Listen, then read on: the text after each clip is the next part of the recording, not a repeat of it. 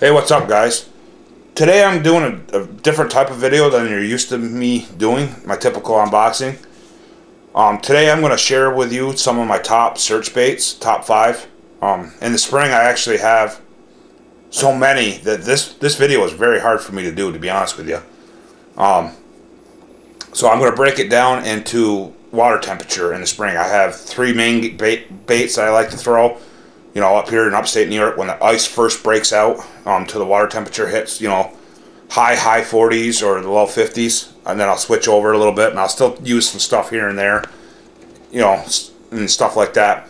But we'll go ahead and go through that in summer. My top 5 baits for searching for, you know, see where they're at in the water, stuff like that, and of course the fall.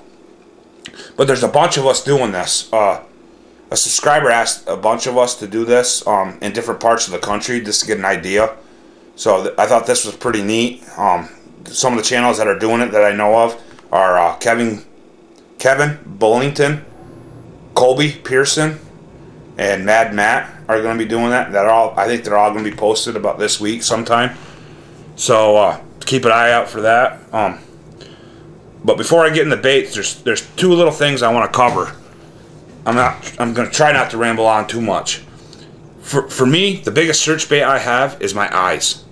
That tells me so much of what's going on. You got your structure. You know, you could tell if the grass, like when the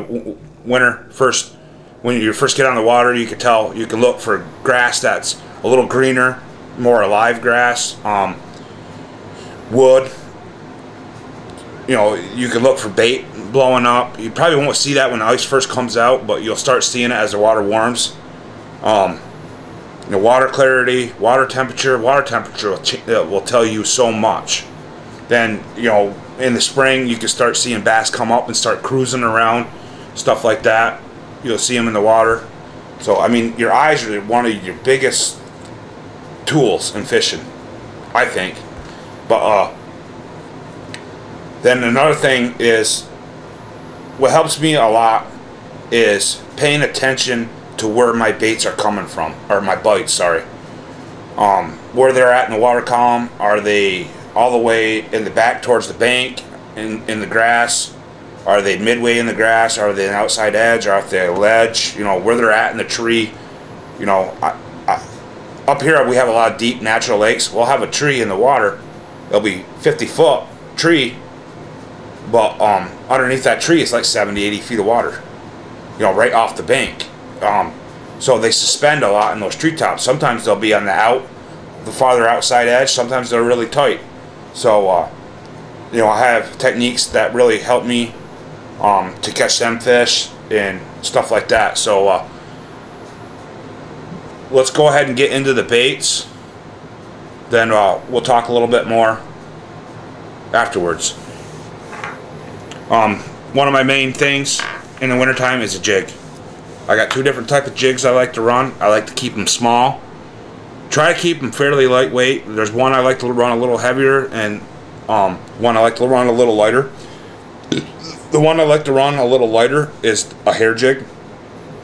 These are Punisher hair jigs. I'm starting to make my own a little bit now, but these, still working on it a little bit, so these are just Punishers, black.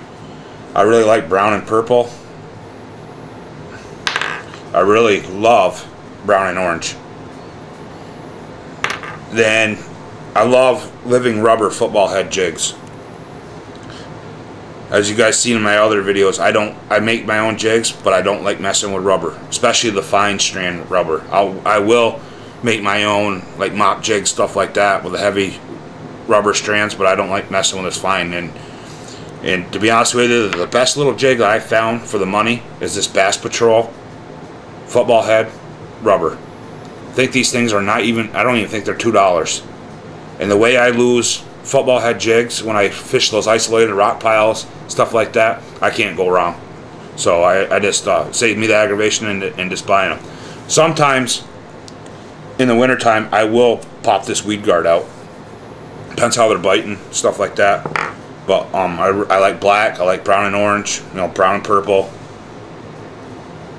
This is a River to Sea one. What I like to run for a trailer is I like to run pork. Number 11, pork frog. I like to run black, and I like to run the crawdad color.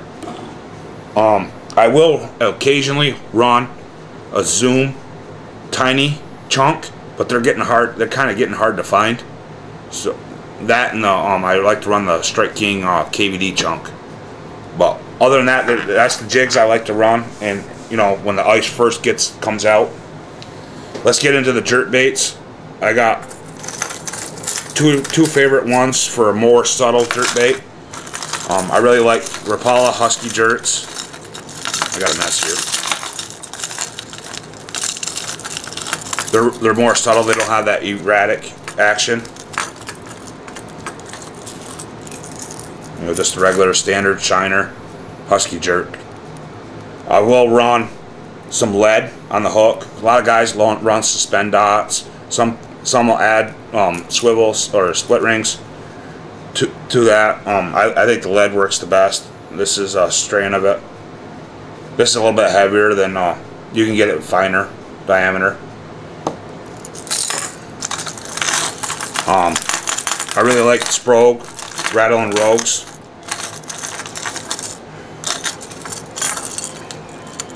Here's a perfect 10. I messed with one last year. I lost it pretty fast to a pike. But here's a perfect 10. I really wanted that profile, you know, that bigger bait, and running about 10 foot. So there's a Rattling Rogue perfect 10. And here's just the regular Rogue.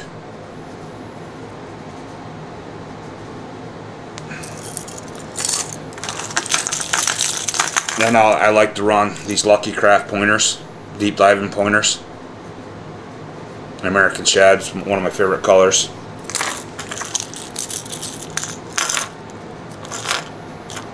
I got another mess here. And I really like these Spro Mick Rips. I think that color's Old Glory, kind of like American Shad color. These do really well for me. And of course, you got to have your Rapala Shad Wraps. The original Rapalas, this one's a new one, I believe. I grabbed it out of my box. But the original, the older style Rapalas are better than these.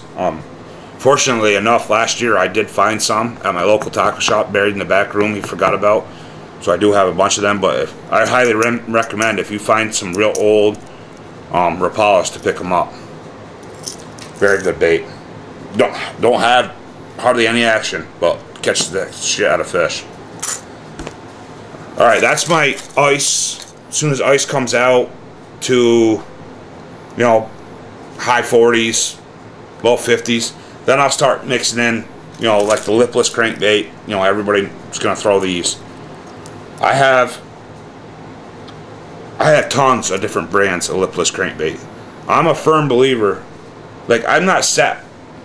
Like, I have a lot of companies. Like, I love the River to Sea, and I love Lucky Craft. I love Spro and stuff like that. And I have some other companies too. I'm not set in stone on one company for one reason. Every company has a bait that has a different sound, different action, and I'm a bait tweaker. So if I'm getting bit on this Lipless crankbait, I will switch to say like an Excalibur one knocker to see if I can get bit better on that. Then I'll even switch to, like, one of my favorites is the Demiki Tremor Lipless crankbait. I like the silent one. I really get bit really good on that. Even with the Lucky Crafts the LVs, all of them have a different sound. And like I said, I'm a bait tweaker, so when I will put a bait down that I'm getting bit on to see if I can get bit better on something else. You know, that's all part of learning, you know, getting better, catching bigger fish, stuff like that. But, you know, I really like to pick my brain apart on the water. That's the whole part of that. That's why I enjoy fishing as much as I do. But enough on the Lipless crankbaits. Here's a Lucky Craft pointer. This one has the more erratic dart. I like the KVDs. I got some River to Sea ones. Jackall Squad minnows. Sprawl mixed sticks. all kinds of jerk baits. Like I said, I'm not set in stone. Always got to have a flipping jig. Anytime you see any kind of tree or something like that, you got to flip to it. That's just one of my standard things. I gotta do it. You can't just ignore a good tree. You know what I mean? Then of course the swim jig. It's one of my go-to spring baits. You know, chatterbaits is a bluegill color, one of my primary forages. Here's a golden shiner, one of my primary forages up here. Chatterbait. Now, I really love storm wiggleworts. The original, the new ones catch fish, but nothing like the old ones do. I'm kind of upset a little bit. I had 4 of the original wiggleworts last year, and I lost them all. So this year I'm on a mission to find some more. I've been looking at eBay. They're about $20 a pop. I've actually seen the Missouri Craw original pre-Rapala wigglewort go up to $100 on eBay. That's insane. But I will have some more of them. I'm a firm believer in them. They will actually, if you're in a boat and a guy's fishing this and another guy is fishing the pre-Rapala one, that pre-Rapala one's gonna kick your ass. I mean, it's just there's hands down. The pre-Rapala ones, if you ever fished them, you know what I'm talking about. They're so much better than these original ones. The only thing's different is this one says Storm right there. The pre-Rapala ones say Wigglewort. So I will have more of them, but Wigglewort is one of my go-to baits in the spring. Now let's get into summer. Of course, you got to have your Topwater. I like walking baits better than I do popping baits. Here's a River to Sea Rover. One of my favorites. One of my favorites is Head and Super Spook. You know, of course, Lucky Craft Sammy. You know, and frogs. But nobody's gonna tell me any different. I'm set in stone. I've been playing around with red hooks in the front of my Topwaters for 2 years now, and I would say 90% of my fish catches come off that top hook that has the red hook in their mouth. The back treble hook is swung back and hit them in the cheek, and my land ratio and you know everything is gone up dramatically. Especially with these smallmouths up here. You know you all know they're aerobatic, so they like to jump, stuff like that. So this has helped me a lot. I land a lot more fish. Actually, I think they don't miss it as much either, it seems like. So I'm dead set on red on front. But let's go ahead and get in the frogs. Up here, you know, I have a lot of bait like to pop in the grass. So it's just me, but I prefer a popping frog over a walking frog. But I do throw both. But it seems like any day one will outdo the other. That's just what it seems like to me.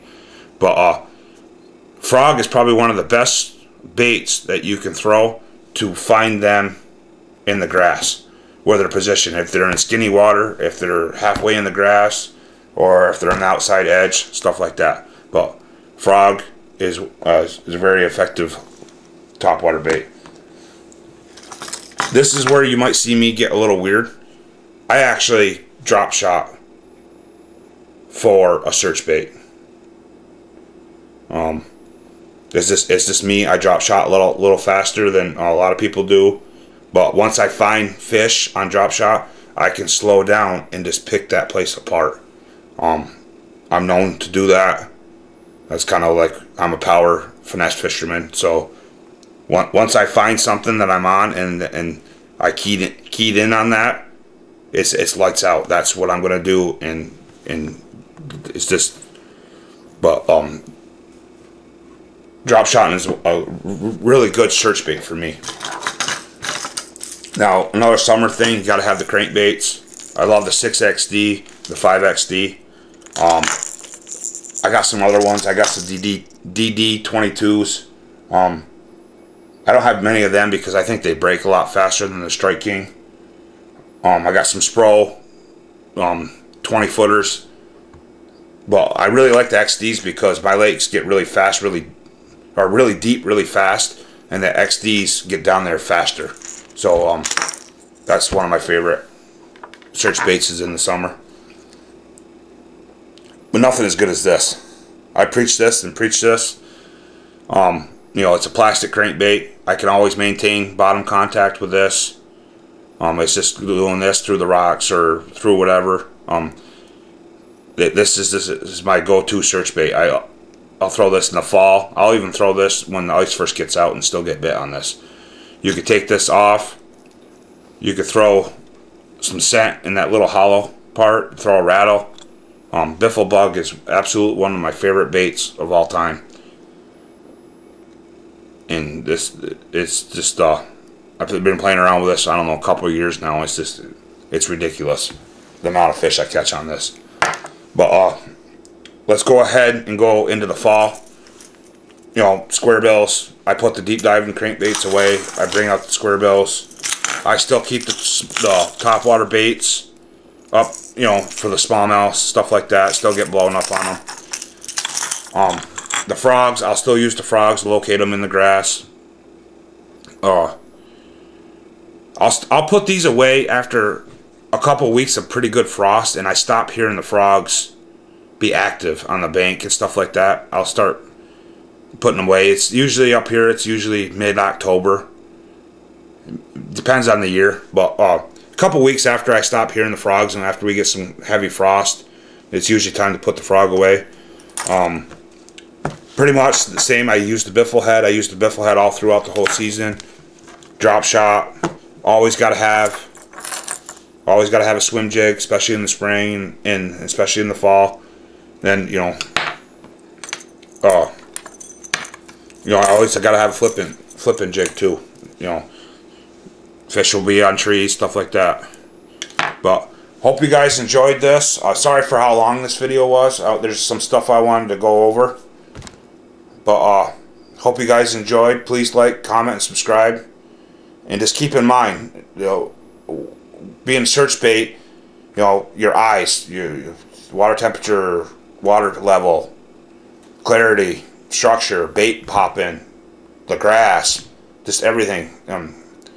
Then try to pay attention to where your bites are coming from in the water column, on the structure, or whatnot you're doing.